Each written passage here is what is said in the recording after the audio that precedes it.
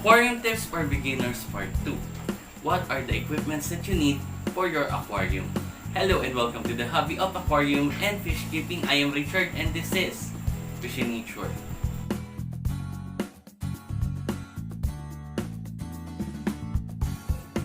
Last time we talked about what size of aquarium should you buy. So if you haven't watched that video yet, I'll put the link in the description there. Now let's talk about the equipments that you need for your aquarium. For the basic equipments that you need, you should have at least a proper filtration for your aquarium to become clean and a thermometer for you to be able to monitor the temperature of your aquarium. Having a proper filter and thermometer is actually enough to keep your fish alive, especially if it is a hardy fish. Just make sure that before you put fish on that aquarium, it is already cycled and you are doing proper maintenance. For what cycled means, we will be doing another video for that, maybe after the filtration video. The next thing you should have are test kits. Though it's optional, but it is highly recommended. Why? So that you will not guess what are the water parameters of your aquarium. You will not guess if your nitrate is too high or you have ammonia in your aquarium. You will be able to test what is the problem in your aquarium, especially if you are targeting a certain water parameters for the fish that you want to keep. pH, ammonia, nitrite, nitrate, GH, KH, calcium, NTDS, and if there's any other more test kits that you want to have, you can buy them all. But if you have a limited budget only, at least have a fresh water test kit that contains ammonia, nitrite, nitrate, and pH. Other equipments that you need for your aquarium may vary depending on the type of fish that you want to keep, the design that you wanted to make, the size of your aquarium, and the country on which you live. For example, do you need a heater?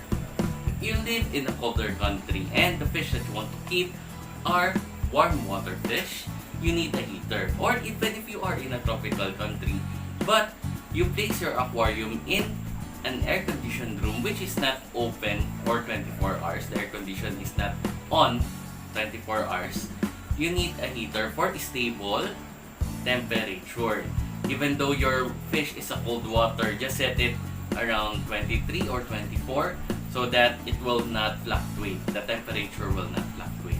You also need heater when you are breeding a certain type of fish that breeds on a warm water, or if you want to groom your fish, you can also use heater.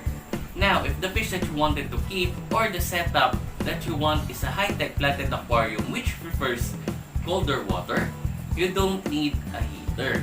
You need a cooling fan like this, or a chiller, or you need to have a room with a 24 hours air condition on. So make sure to research the proper temperature of the fish that you wanted to keep and the setup that you wanted to make. Now, if you want to put a warm water fish on a planted aquarium, you can choose a low-tech setup with hardy plants that can survive on a warmer temperature like Balisneria, dwarf sod, creeps, and so on. Do you need the light? There are different kinds of light depending on the purpose and the setup that you wanted to make. Just make sure that you will not turn it on for 24 hours. Just turn it on for around 6 to 10 hours. For bare bottom setup, it is optional. If you want to place a normal light there, just to illuminate the fish, if you wanted to see them, you can put any submersible light. Okay? Now, there are tanning lights for the fish to improve or increase the coloration. And there are planted aquarium lights depending on the setup. So there are low-tech lights and there are high-tech aquarium lights. What's the difference between a low-tech and a high-tech light? The low-tech is much lower intensity and the high-tech light has higher intensity and it will cost you more. And speaking of high-tech planted aquarium, you also need a carbon dioxide injection system for that kind of setup. And it will cost around $120 here in the Philippines. Weed maker, do you need one? If you have a large aquarium, you needed to push the fish poop into the inlet of the filter.